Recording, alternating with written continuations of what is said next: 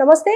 ప్రస్తుతం మనతో పాటు సీనియర్ జర్నలిస్ట్ దాము బాలాజీ ఉన్నారు. ఆయనతో మాట్లాడదాం. నమస్తే సార్. నమస్తే సార్, వైఎస్ సునీత నిన్న ఒక ప్రెస్ మీట్ లో జగన్ పైన విమర్శలు సంధించింది. అలాగే అందులో అన్న బ్యాండేజ్ తీయండి అయితే నేను పుండు మానుతుంది అని చెప్పేసి కూడా అన్నారు. అసలు ఏ కాంటెక్స్ట్ లో అనుండొచ్చు సార్? యాక్చువల్గా ఏమైందంటే ఇప్పటి వరకు వన్ సైడెడ్గానే అక్కడ విమర్శలు ఉన్నాయి. అంటే షర్మిల సునీత మాత్రమే జగన్ మీద తీవ్ర విమర్శలు చేస్తున్నారు. ఈ మధ్యకాలంలో జగన్ ఎవరి నుంచి కూడా అంత విమర్శలు ఎదుర్కొండడు. ఇదేంటంటే ఎప్పుడైనా కూడా ఇంటికెళ్ళి రచ్చగల్చాలంటారు కదా, అలాగా ఆల్రెడీ జగన్ మీద తీవ్రంగా తెలుగుదేశం చంద్రబాబు కావచ్చు, ఇటు పవన్ కళ్యాణ్ కావచ్చు, ఇటు పురంధేశ్వరు కావచ్చు, ఆ కూటమి నాయకులందరూ కూడా తీవ్రంగా విరుచుకుపడుతున్నారు. సైకో అని, దుర్మార్గుడని, అరాచకం అని, ఇంకా రకరకాల భాషల్లో అతని మీద మాట్లాడుతున్నాడు. అవన్నీ కూడా జగన్ ధీటుగానే ఎదుర్కొంటున్నాడు. అయితే ఇక్కడ హోమ్ ఫ్రంట్లో తన సొంత చెల్లెలు, రక్తం పంచుకుని పుట్టిన చెల్లెలే అంటే అయింది. తర్వాత తన బాబాయ్ కూతురు సునీతారెడ్డి, వీళ్ళిద్దరూ ఒకటయ్యారు. రెండోది వాళ్ళకు ఒక మోరల్ బలం ఉంది అక్కడ. అదేంటంటే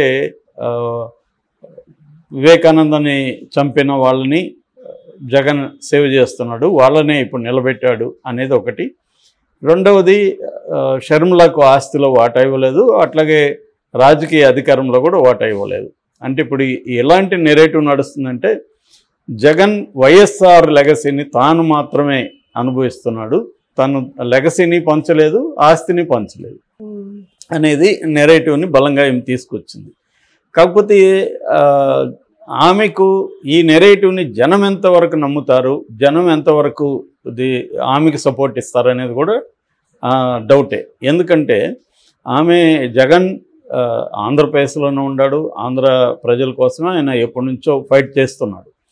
ఈమె ఎప్పుడు చేయలేదు. ఈమె జగన్ జైల్లో ఉన్నప్పుడు మాత్రమే జగన్ కోసం వెళ్ళింది తప్ప, అది కూడా ఆంధ్ర ప్రజల కోసం వెళ్ళినట్టుగా కాదు, జగన్ కోసమే అప్పుడు వెళ్ళింది. ఆ తర్వాత ఈమె తెలంగాణ వచ్చేసి నేను తెలంగాణ బిడ్డ, తెలంగాణ కోడలు, తెలంగాణ కోసం నా ఊపిరుతా అదేదని చెప్పి ఇక్కడ మాట్లాడి ఇక్కడ అనేక పోరాటాలు చేసింది. అదంతా జనం చూస్తున్నారు అక్కడ. అప్పుడే జనాలకు అర్థమైంది వీళ్ళిద్దరికి మధ్య ఏదో ప్రాబ్లం అయింది, ఆమె ఇక్కడ ఫైట్ చేయకుండా తెలంగాణలో చేస్తుంది అనేది ఉంది. ఇంకొక కన్ఫ్యూజ్ కూడా ఉంది, వీళ్ళిద్దరికి నిజంగా జగన్ మీద వ్యతిరేకత ఉంటే ఆమె ఇక్కడ కదా పార్టీ పెట్టాలి, అక్కడ ఎందుకు పెట్టింది, సో వీళ్ళిద్దరూ ఒకటేమో అన్న డౌట్ కూడా చాలామందిలో ఉంది. అది కొంతమంది ప్రత్యర్థులు కూడా కల్పించారు అది.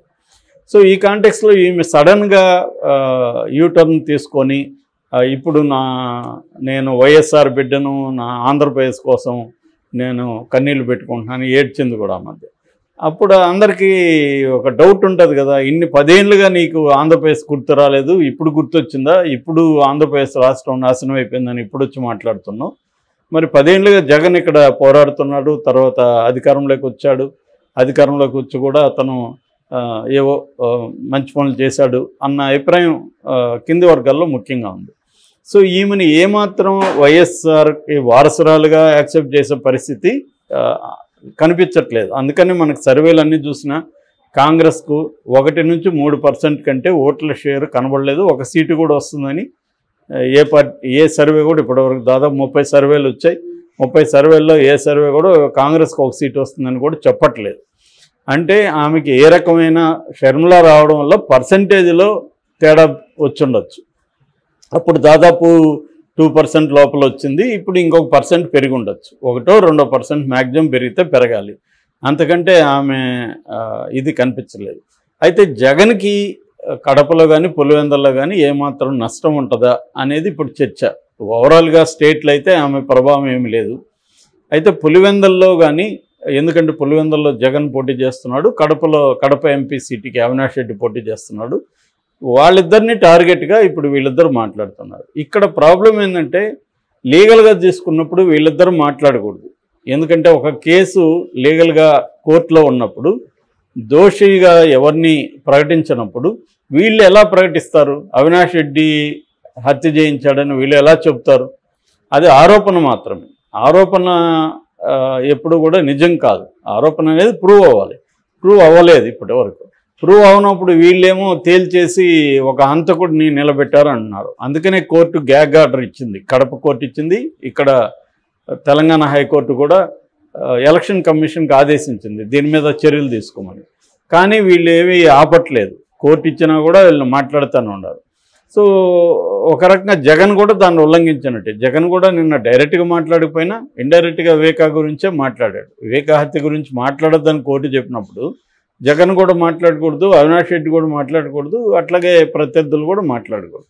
కానీ జగన్ కూడా మాట్లాడడం వల్ల మళ్ళీ వీళ్ళిద్దరూ మాట్లాడాల్సిన పరిస్థితి ఏర్పడింది. ఎవరిద్దరు, సునీత అండ్ షర్మిల. సో సునీత ఏమనిందంటే ఫస్ట్ సెటైరికల్గా స్టార్ట్ చేసింది, అన్న బ్యాండేజ్ తీసి నేను డాక్టర్గా చెబుతున్నాను అంటే బ్యాండేజ్ వేసుకొని అతను నటిస్తున్నాడు అనేది ఆమె వ్యంగ్యం వెనుక అర్థం. వీళ్ళు కూడా అదే చెప్తున్నారు కదా, తెలుగుదేశం వాళ్ళు కూడా ఎంతకాలం బ్యాండేజ్ వేసుకుంటావు అని. నిజం కూడా అదే. మెడికల్ పాయింట్ ఆఫ్ వ్యూ నుంచి చూసినప్పుడు గాయానికి బ్యాండేజ్ ఎక్కువ రోజులు వాడకూడదని అందరూ చెప్తారు. ఎందుకంటే గాలి తగలాలి, మానాలంటే. కానీ జగన్ సింబాలిక్గా నా మీద అటాక్ జరిగిందని చెప్పడానికి తను పొలిటికల్గా అది ఉపయోగపడుతుంది కాబట్టి వేసుకున్నాడు. అది క్లియర్గా తెలుసు. సో ఈ కాంటెక్స్లో ఆమె నేను డాక్టర్గా చెప్తున్నాను అది తీసేయని చెప్పింది. దాంతోపాటు వివేకా గురించి ఇంత బ్యాడ్గా మాట్లాడుతున్నారు, ఎందుకు మీకు ఇంత కక్ష వివేకానంద మీద, ఆయన మీకోసం త్యాగం చేస్తాడు, అవన్నీ మాట్లాడుతుంది. నిజానికి వివేకానంద రెడ్డిలో కూడా కాంట్రడిక్షన్స్ ఉన్నాయి. ఆయన జగన్కి పార్టీ పెట్టినప్పుడు జగన్ని సపోర్ట్ చేయలే, ఆయన కాంగ్రెస్ వైపే ఉన్నాడు. కాంగ్రెస్ నుంచి విజయమ్మకి పోటీగా నిలబడ్డాడు. అంటే క్లియర్గా జగన్కి వ్యతిరేకంగా ఉన్నాడు. మళ్ళీ జగన్ వైపు వచ్చాడు. అయినా కూడా జగన్ ఆయన వచ్చినాక కూడా చేరదీశాడు, ఎమ్మెల్సీగా కూడా ఇచ్చాడు. ఎమ్మెల్సీలో గెలవలేదు ఈయన. తర్వాత జగన్కి ఏముందంటే ఎట్లాగైతే వివేకానంద రెడ్డి వైఎస్ఆర్కి తమ్ముడుగా ఉండి అక్కడ హెల్ప్ చేశాడు, అలాగే తను కూడా ఒక న్యూ జనరేషన్ అక్కడ గ్రూమ్ చేసుకోవాలని అనుకున్నాడు. ఆ రకంగా అవినాష్ రెడ్డిని తీసుకొచ్చాడు. అవినాష్ రెడ్డి భారతిరెడ్డి వాళ్ళ బంధువు. సహజంగానే ఎవరైనా హస్బెండ్స్ వైఫ్ వాళ్ళ బంధువులను కూడా కొంత ఎంగేజ్ చేసే అవకాశం ఉంటుంది జనరల్గా. సో ఈ కాంటెక్స్ట్లో అతను చదువుకున్న వ్యక్తి, కొంత సెన్సిబుల్గా ఉంటాడు, సాఫ్ట్ గై. సో మనకి నమ్మకంగా ఉంటాడు, లాయల్గా ఉంటాడని అతన్ని 2014లోనే కడప నుంచి ఎంపీగా కంటెస్ట్ చేయించాడు. గెలిచాడు. అతను తనకు అనుకూలంగానే ఉన్నాడు. సో మళ్ళీ అతన్ని కంటిన్యూ చేయాలనుకుంటాడు కదా ఎవరైనా. సో అలాగే పెట్టారు. సో ఇప్పుడు వీళ్ళు వాదన ఏంటంటే అది ఇష్టం లేదు వివేకానంద రెడ్డికి అని. అది కూడా ఏమీ లాజికల్గా లేదు. ఎందుకంటే వివేకానంద రెడ్డికి ఇష్టం లేకపోతే ఆయన ఎందుకు చనిపోయే రోజు కూడా అవినాష్ రెడ్డి తరఫున ప్రచారం చేస్తాడు? రెండోది ఆల్రెడీ ఒక టర్ము ఎంపీగా ఉన్నాడు, మళ్ళీ రెండోసారి అతన్నే పెడతాడని అందరికీ తెలుసు. ఆయన ఏం బహిరంగంగా దాన్ని వ్యతిరేకించలేదు, ఏమీ లేదు. ఇదంతా చనిపోయిన తర్వాత వచ్చిన వాదన. చనిపోయిన తర్వాత కూడా రాలేదు అనేది కూడా డౌటే. మరి ఆమె చెప్పింది ఆ రోజు కూడా అవినాష్ రెడ్డితో వెళ్ళి ప్రచారం చేశాడు. అప్పట్లో ఆమె వాదన ఏంటంటే వివేకానంద రెడ్డి బతుకుంటే అవినాష్ రెడ్డి గెలుస్తాడు, అందుకని వివేకానంద రెడ్డిని తెలుగుదేశం వాళ్ళు చంపారని అప్పుడు చెప్పింది. ఇప్పుడేమో వివేకానంద రెడ్డికి అవినాష్ రెడ్డి నిలబడడం ఇష్టం లేదు, అందుకని అడ్డుగా ఉన్నాడని అవినాష్ రెడ్డే చంపించాడని చెప్పింది. ఎందుకంటే ఆయన ఉండడం వల్లే తనకి హెల్ప్ అవుతుంది. ఆయన ప్రచారం చేస్తున్నాడు, ఆయనకి లోకల్గా బలం ఉంది, అది యాడ్ అవుతుంది తప్ప ఆయన చంపడం వల్ల, ఎలక్షన్ ముందు చంపడం వల్ల తనకి నష్టం అవుతుంది కదా. ఈ లాజిక్ ఎవరు కన్విన్స్ అవ్వట్లా ఆమె చెప్తున్న ఈ లాజిక్కి.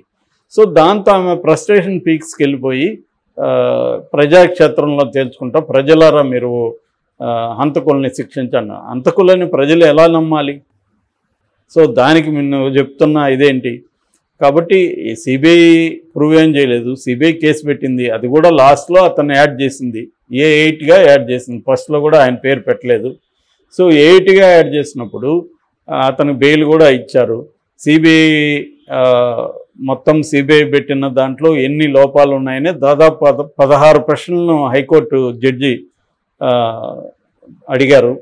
సో సిబిఐ ఇప్పటివరకు ప్రూవ్ చేయలేకపోయింది. సో ఇలాంటి కాంటెక్స్ట్లో వచ్చి ఒక కోర్టులో జరుగుతున్న కేసులో ఇతను పలాని హంతకుడు ఇతన్ని గెలిపించద్దని నేను మాట్లాడితే ప్రజలు ఎందుకు కన్విన్స్ అవ్వాలి అనే దానికి ఎక్కడ కూడా లాజికల్గా అయితే లేదు. వాళ్ళు ఏదో మొరటుగా కొట్లాడుతున్నారు తప్ప అది లాజికల్గా అయితే లేదు. వాళ్ళు వేయడం కోసం ఎవరు చంపారనేది కోర్టులో తేలాలి. ఇవన్నీ ఆరోపణలు మాత్రమే. Okay sir, thank you.